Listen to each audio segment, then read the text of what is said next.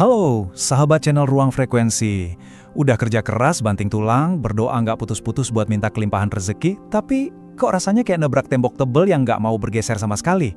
Nah, di ulasan kali ini, kita bakal bongkar tuntas sebuah wawasan spiritual yang benar-benar membuka mata. Kita akan bedah paradoksnya, kenapa sih doa minta uang itu sering banget seolah nggak terkabul, dan gimana kita tuh tanpa sadar justru malah nolak kelimpahan itu sendiri. Yuk, langsung kita bahas. Coba perhatikan kutipan ini. Semesta tidak mendengar apa yang kamu ucapkan, ia membaca posisi vibrasi batinmu.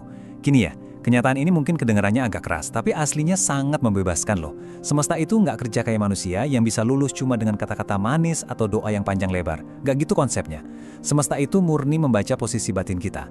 Jadi kalau kamu kerja keras dan berdoa memohon uang, tapi sambil merasa putus asa, vibrasi dasar yang kamu pancarkan itu justru frekuensi kekurangan.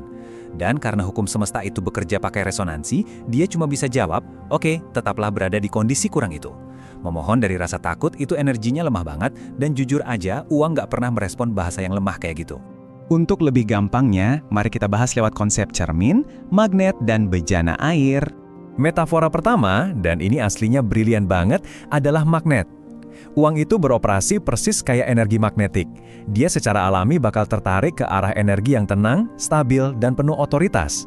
Uang sama sekali nggak peduli sama teriakan kecemasan atau jiwa yang ketakutan.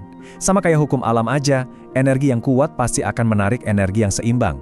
Jadi kalau kamu terus-terusan mancarin sinyal panik karena nggak punya uang, kamu itu ibarat lagi ngebalik kutub magnetmu sendiri, dan secara efektif menolak uang itu buat datang. Metafora kedua adalah cermin. Ini sekaligus matain mitos lama yang sering kita dengar. Uang itu bukanlah hadiah moral atau reward cuma karena kamu rajin kerja atau jadi orang yang baik. Uang adalah cermin. Yang namanya cermin kan nggak peduli siapa yang lagi berdiri di depannya. Dia cuma memantulkan apa adanya kan? Uang juga gitu. Dia memantulkan kesadaran batinmu. Kalau di alam bawah sadarmu kamu masih ngerasa nggak layak atau ngerasa nyari uang itu susah banget, cermin semesta bakal memantulkan realitas itu balik ke hidupmu dengan sangat presisi. Terus, metafora yang ketiga adalah bejana air. Coba deh bayangin, kapasitas batinmu untuk menerima rezeki itu kayak sebuah bejana. Semesta tuh bisa aja nuangin air kelimpahan ke dalamnya kapan aja. Tapi masalahnya, rasa cemas, takut kehilangan, dan kepanikan finansial yang kamu rasain, itu malah menciptakan retakan dan kebocoran di bejana tersebut.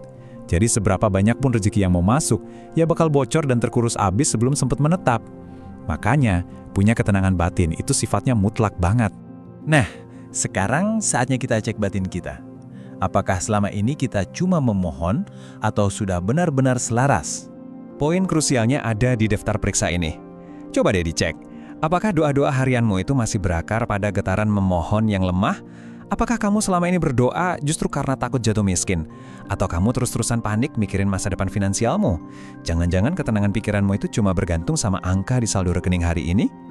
Kalau kamu terus-terusan beroperasi dalam mode bertahan hidup alias survival mode setiap hari, sadar nggak sadar, kamu lagi ngirim sinyal bahwa kamu tuh nggak berdaya.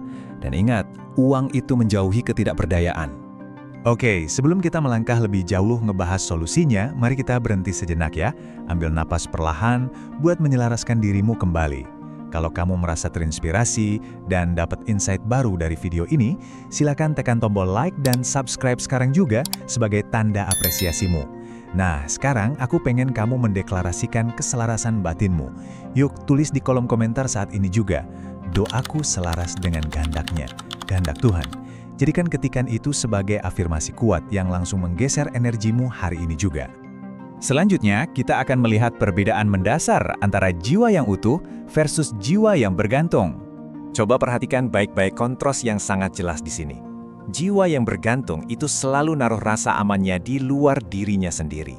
Dia bakal bilang, aku butuh uang ini supaya aku bisa aman dan tenang.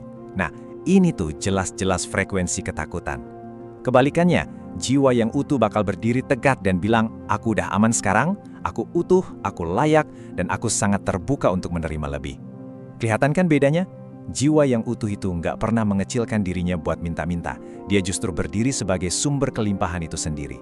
Dan otomatis, semesta pun tunduk menyesuaikan realitasnya. Lalu bagaimana cara kita menerapkannya? Mari kita masuk ke panduan praktik vibrasi kelimpahan harian. Ini dia langkah-langkah praktis yang bisa langsung kamu terapin. Pertama, stop mengaitkan harga dirimu sama hasil finansial. Ingat, kamu itu berharga terlepas dari seberapa tebal kondisi dompetmu sekarang. Kedua, secara sadar, buang jauh-jauh rasa panik dan ketergantungan soal kekurangan uang. Masih ingat metafora magnet tadi kan? Kepanikan itu cuma bikin kutub magnetmu terbalik. Ketiga, tambal bejana air batinmu dengan cara menjaga sikap batin yang selalu utuh dan tenang tanpa ada rasa takut sedikit pun sama hari esok. Dan langkah keempat, berdirilah tegak, berhenti berlutut dalam ketidakberdayaan. Saat kamu berhenti memohon dari rasa kurang, percaya deh, peluang dan uang akan mulai mendekat tanpa perlu kamu kejar-kejar dengan paksa. Sebagai penutup dari ulasan kita hari ini, ada satu pertanyaan yang sangat mendalam dan aku pengen kamu merenungkannya. Saat uang dan kelimpahan itu pada akhirnya benar-benar datang mengetuk pintumu, apakah bejana batinmu sudah benar-benar siap menampungnya tanpa ada lagi kebocoran karena rasa takut? Mulailah menggeser posisi batinmu mulai dari detik ini juga. Jadilah magnet yang tenang dan biarkan semesta merespon keutuhan dirimu. Terima kasih sudah mampir dan belajar bareng di sini. Sampai jumpa.